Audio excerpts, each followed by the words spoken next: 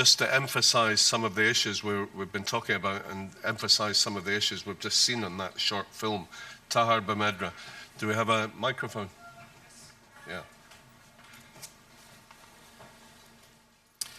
Ladies and gentlemen, what you just heard from Vice President Tariq al-Hashmi is a drop of water in an ocean of violations of human rights in Iraq. I was the person in charge of monitoring the situation of human rights in Iraq since February 2009. And I witnessed a lot. And I just want very briefly to give you another example of such violations that I personally monitored and reported.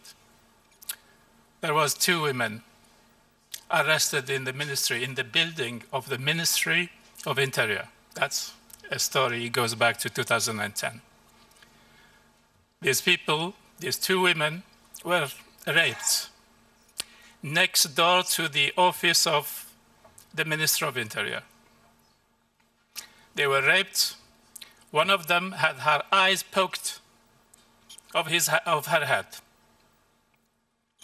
I reported the incident to the Commission of Human Rights of the Iraqi Parliament.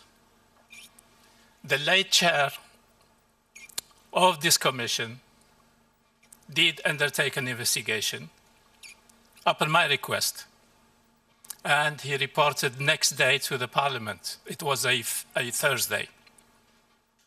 He requested to interrogate, to put questions to the Minister of Interior.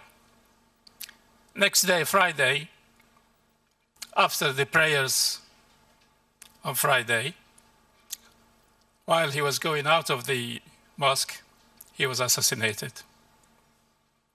This is the situation, how it stands.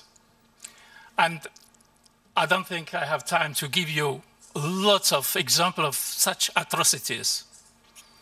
But I could tell you that, again, on my request, the Ministry of Human Rights undertook an investigation of a secret prison in Al-Mosul.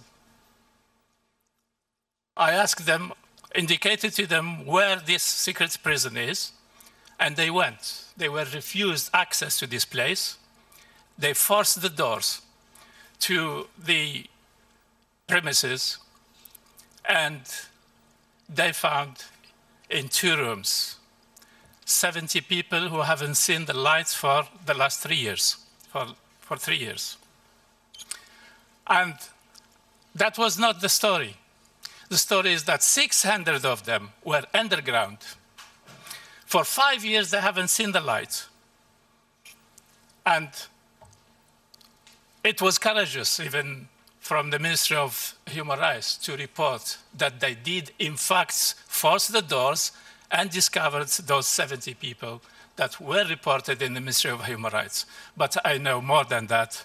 And unfortunately, we were not allowed, as UNAMI, to report such atrocities.